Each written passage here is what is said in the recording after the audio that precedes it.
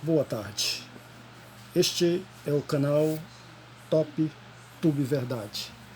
Há alguns dias eu suspendi os meus vídeos, mas devido a este desastre aqui em Fortaleza, onde aquele prédio de 7 andares desmoronou, eu resolvi fazer um áudio sobre construção civil. Aliás, um vídeo, perdão. Eu já pediria a alguns amigos que se inscrevessem nesse canal, apertassem no sininho, porque eu parei um pouco, mas pretendo continuar com as minhas palavras de verdade, porque este é o objetivo deste canal, dizer a verdade, doa em quem doer.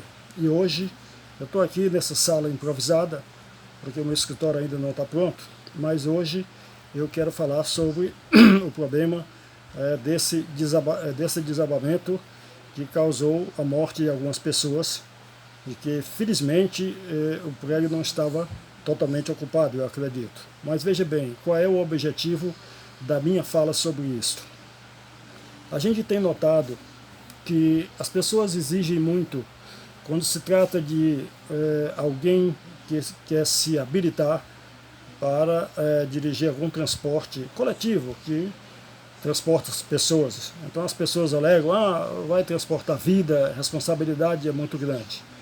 Mas deveria ser muito, evidentemente muito, mas muito maior quando se tratava de habitações. Por quê? Porque o transporte você passa meia hora, você passa 1 hora, 2 horas, um dia, sei lá, mas na habitação você passa uma vida. Você passa uma vida.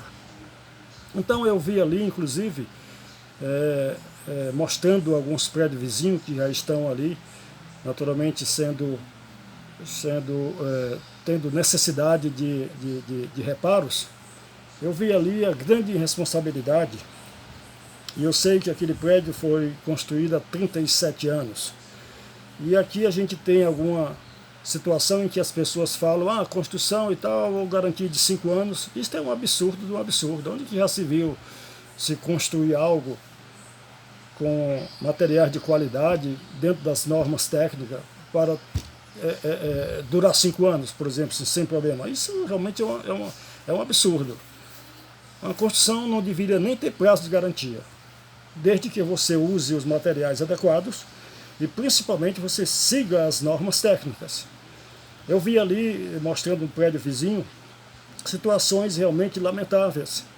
Lamentáveis, por quê?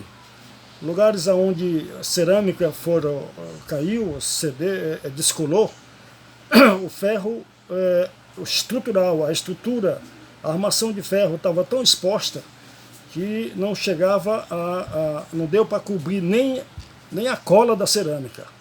Isso aqui é lamentável, é lamentável, é lamentável, porque, primeiro de tudo, aqui se usa muito, de uma maneira rudimentar, o que se chama de cocada. São pequenos blocos de cimento, eles botam cimento e areia grossa, não é um concreto, evidentemente, com dimensões de 5 centímetros por 5 ou 4 por 4 e com espessura de 1 centímetro. No centro eles colocam um arame para amarrar na armação de ferro. Aquilo, evidentemente, no próprio movimento ela se quebra, se detonaria, então não tem realmente, não tem como, na realidade, a gente fazer algo dessa maneira e achar que está correto. Existe no mercado que a gente chama de espaçadores. São pecinhas de plástico, e às vezes feito até com plástico recicláveis, né? Porque aquilo na realidade vai ficar dentro do concreto, não vai exercer essas forças. A função dela é só separar o ferro, distanciar o ferro da armação para a forma, ou seja, consequentemente garantir o recobrimento que nós chamamos, né? Que isso na realidade já vem detalhado pelo calculista. Você determina o recobrimento, mas como a fiscalização é precária e muitas pessoas entram no ramo da construção porque acham que vai ganhar muito dinheiro e muitas das vezes não sabe de nada, absolutamente nada sobre o assunto, mas coloca algumas pessoas, às vezes também muito ignorantes sobre o assunto, e termina fazendo coisa dessa situação. Ninguém tem, na realidade, uma exigência autêntica necessária para a construção de imóveis. Não tem.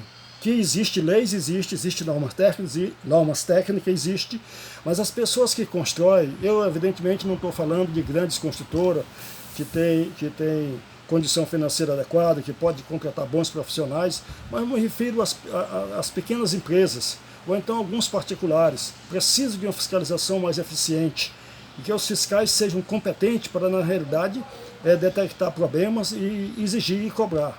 E cobrar, porque a coisa é séria. Você está num apartamento de 7 andares, de repente ele desmorona e não dá para entender. Não dá para entender. Você vai ver pilares há muito do tempo com ferro exposto. Por quê? Porque fica perto da praia. Não é o problema de ficar perto da praia.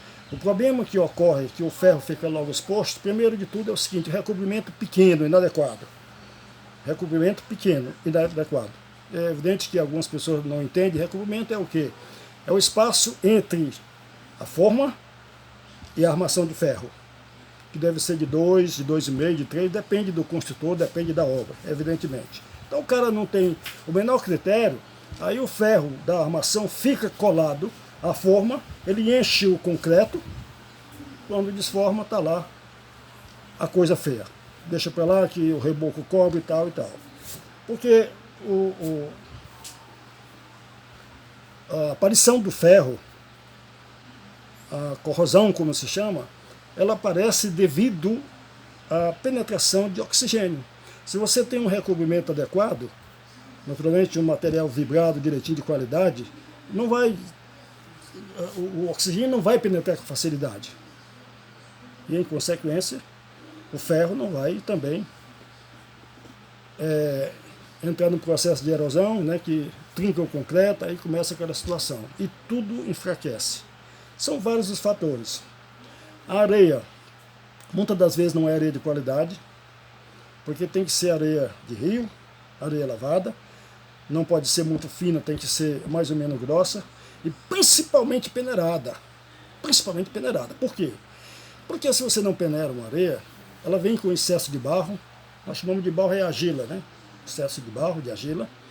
Ela vem com folhas, ela vem com raízes, ela vem com uma série de corpos estranhos, que vai, com certeza, dificultar a resistência do concreto. Segundo, a própria brita não pode ter pó. Terceiro, se o calculista determina que esse concreto tem que ser de 20 MPa, então o construtor não pode, por hipótese alguma, alterar para 15. Alterar para 15. Outra situação, que eu chamaria de quarta situação, ou quinta situação. Concreto que é lançado após o início da cura. Ora, você tem um prazo de 1 hora, 1h30, se não tiver um aditivo chamado retardamento de cura, esse concreto tem que ser usado naquele período. Porque se ele começar a ser curado, se ele começar a morrer, como a gente chama, antes de ser aplicado, não vai prestar. Não vai prestar. Ele pode até por algum tempo sustentar, mas na continuação ele vai se deteriorar, com certeza. Então é preciso ter cuidado, porque o concreto, uma vez traçado, uma vez feito o traço, uma vez concluído, você tem que usar dentro desse período. Dentro desse período. Falei sobre a areia, que tem que ser de boa qualidade. Falei sobre a questão de peneirar, porque se tiver barro, os dois inimigos número 1 do concreto é barro, ou seja, argila, e excesso de água. Esses são os dois inimigos número 1 do concreto. Por outro lado também, é preciso ter cuidado com o cimento, se não está vencido, se não está perto de vencer. A água, como eu falei, tem que ser tão limpa, a água tem que ser tão pura quanto a água que a gente bebe. Porque tem gente que pega uma água cheia de coisa suja de qualquer maneira e tal, aí joga, tá todo mundo bem, pega uma água de rego, sei lá, de esgoto, sei lá.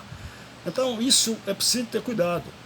Não tem como haver desastre dessa natureza se o material for de qualidade, se as pessoas alocadas na obra tiverem responsabilidade, tiverem conhecimento da situação, e se cumprir as normas técnicas. Não tem como. Não tem como. Não tem como. Porque nível e prumo são uma constante.